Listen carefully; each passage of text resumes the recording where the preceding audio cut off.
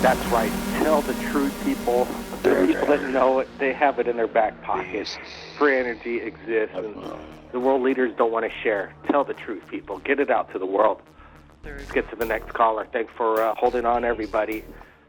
Area code 586. You're live, third phase of moon. Tell us your name. Where are you calling from? Hey, how you doing? My name's Teresa. I'm calling from Michigan. Teresa, doing good tonight. How about yourself? Where are you calling from, Teresa? I'm calling from Michigan. Well, we just, Michigan's like the top 5 hotspot of UFOs going on right now as far as the reports over the last year. I think almost over 3,000 plus UFO sightings right there in Michigan. Have you witnessed a UFO out there? Yes, I've witnessed a couple here. There was one, I was coming up along the lake. I live along one of the lakes. It's kind of late at night, and all of a sudden this red light just started coming towards me out of the sky. Like, I thought, oh my God, what the hell is that? It was coming at me so fast, and then all of a sudden it just stopped. And I stopped on the street. It's not a real busy one. It was late at night. I just stopped because I'm like, what the heck is that? And I looked up, and I could see a couple of lights connected to each other. And I kind of looked around to see if there was anybody out or anybody else observing what I was observing, because as I continued to look at it further, I saw probably about 8 or 9 lights connected together. And I'm like, this thing is huge. It was hovering just above the tree line. So I looked around, and all I saw was the bunnies. There was bunny rabbits out eating, and they didn't seem to be bothered by it. So I decided I was going to get out of my car and kind of take a better look at it to get away from the trees to see if I could see it. And all of a sudden, it just took off. It went across the sky like faster than I've ever seen. So I got home, and I got online, and I started looking right away on YouTube to see if anybody else in Michigan had reported it. And it actually was reported all over. There were like live sightings. People were taking videos of it. And it was going everywhere from Chicago, and they were reporting it over in London, the same structure. Wow. So it had a structure. What exactly would you compare it to? I don't know what to compare it to, because like I said, it was like I could see the structure connected with the lights. And at first I thought it was like 8 lights connected, but as it took off, I realized it was a huge ship. It was probably maybe 15 or 16 lights connected. It was big. How big would you say? God, I'm going to say at least a half a block to a couple of blocks long. I mean, it was huge. It was so big that that's why I got out of my car, so I could look at it. It was like the further I could look, the further I could see that this thing was just connected. And I didn't feel anything from it. Like, I wasn't feeling threatened. I felt real peaceful with it. I thought, hey, cool, thanks for letting me check you out. And I could see like the steel structure, but like I said, you couldn't see a lot of it because there was that tree line there. And I was able to probably view it better when I got onto YouTube to see what other people had posted around this area. So you're on the YouTube, when you're searching in your area that night, was there any videos that were posted? Did you come to your mind to, maybe I should start filming this? No, I didn't even think about it. I was just so amazed by it. Maybe the next time I will. I was just so amazed by the presence, the peace. There was no sound. But like I said, it came at me with that light. And yeah, people had posted videos all over. Like just as I had seen it and reported it, it seemed like other people were doing it. So as it traveled west, I believe towards the Chicago area, everybody was posting videos for like hours.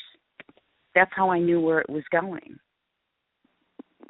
It was basically, you're tracking it in real time, this massive... Yeah, I was tracking it real through YouTube.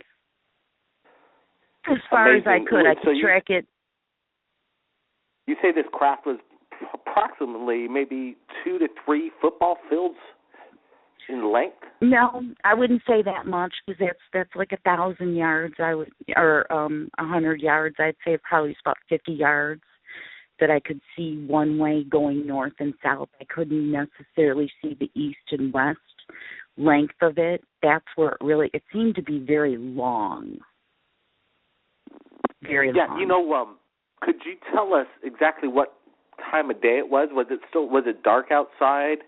It was dark. It was late at night. It was probably about 12:30, 1 o'clock in the morning. There was nobody around, because I looked around to see if there was anybody out on the street that was seeing this thing. And the only thing that was out were the bunny rabbits, and they didn't really seem to be bothered by it. Yeah, it's interesting. Maybe animals aren't threatened by this close encounter of the fourth kind. Or, and you sounded like you weren't threatened by it in any way. Did you feel like there was some kind of presence? A lot of people have this euphoric feeling, obviously, when you see something for the first time, such as this sighting that you're explaining to us right now, describing. Incredible. And you felt comfortable around it. It was just fun. It was just really a fun experience. I felt very comfortable. I did see one ship that was cloaked in storm clouds that I got a really negative feeling from. Really negative. That I shut my back blinds and I basically sent it away with my mind and said, get out of my neighborhood. You're not allowed here. I could just feel the energy. So I could feel the difference. There's a definite difference between those two presents. Well, there's some people that are, commenting right here on the Flash Chat Live. They're saying there's a lot of flying naval recon test flights on the lakes out there, and it could have been military.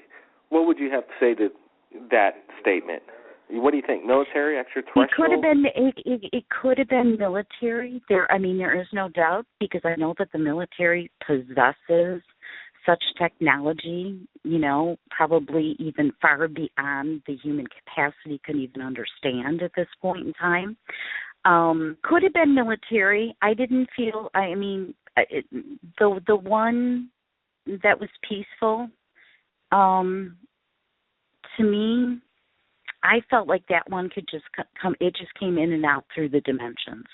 There's no ifs, ands, or buts about that one. It was a dimensional thing. I don't think it was because as fast as it would come in, it'd come out and just show up at different places. I thought that was an interdimensional spaceship. The other spaceship that I saw that was cloaked in the clouds, like I said, I did not like that presence. I didn't feel that was military. I didn't feel that either of them were military. I live by the lake. I see what they do around here. I've seen everything. Neither of these felt military to me. I could be mistaken. Teresa, let me get the exact, what was the date when this experience happened for you, the first one? I'm going to say the first one was 2012. It was probably June. It was warm out. I remember that. I think UFO sightings in that region just started to pick up since 2012. And like I was saying earlier, Michigan is this new hot spot for UFO activity. Can I get a description of, you're saying craft, and it's hard to explain, was it disc shape or triangular in shape? No. I would say it was more triangular, because like I said, and it was triangle upon triangle upon triangle built. That's how I could watch the lights. The one that came in through the clouds that I didn't get the good feeling about, that one was a disc shape. Interesting. So did it make some kind of hostile maneuver? You just got this feeling like, oh, this is, I don't like this feeling. I feel like I'm being watched. Yeah, I didn't get a good feeling at all. That's why I sent it away with my mind. I'm like, oh, you better get out of here. Don't like you. The other one, I got out of my car. You know what I mean? I was like, hey, let's look at this. It was two different feelings and two different expressions completely. And the one that was cloaked in the storm, I have a friend that lives over the lake in Canada. And I actually was talking to her. It was on a Blog Talk show, and I said, you got a storm heading your way plus an extra surprise. And probably a couple hours later, she contacted me, and she said, are you talking about that ship, the one that was cloaked? And I said, you saw it too? And she said, yeah, it came right over here. And I said, so what was your feeling? She's like, not good at all. Because the storm was heading from west to east, so it was going over to Canada. She just lives directly across from me on the lake. So it was interesting that she had saw the same thing and that she had gotten the same feeling.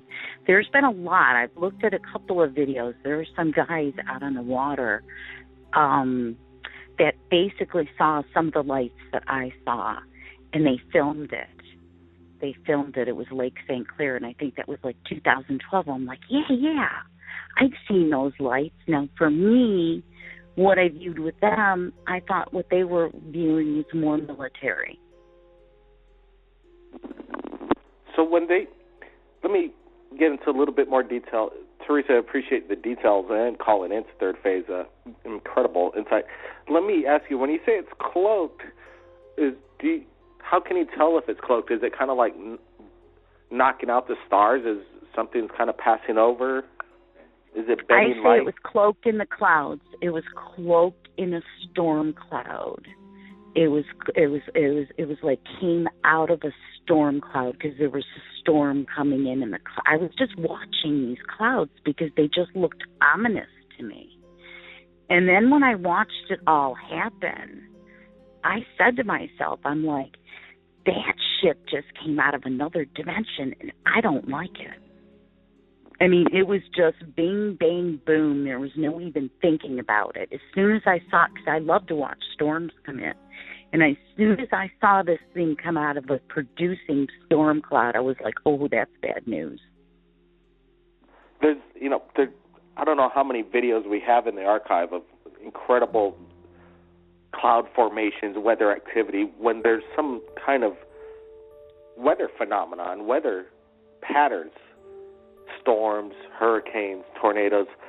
It seems like there's a lot of UFO activity around it. It seems like some people claim, and I believe it, that there's a lot of energy in these clouds and tornadoes that could be harnessed, and they also make for good hiding places. What best place to hide is right in a big cloud formation or a storm, and they could definitely handle that kind of weather activity. Teresa, incredible insight again. Is there anything you want to tell our Third Phase of Moon viewers? We've got a few minutes left. I appreciate you sharing your stories and sightings. Yeah, well, I thought I'd call in and I thought, well, I wonder if these are even fun stories, but both my experiences. No, I appreciate the time and everybody listening. Well, Teresa, that's what it's all about. It's like, that's what we want right here at Third Phase of Moon. We want to hear people's stories.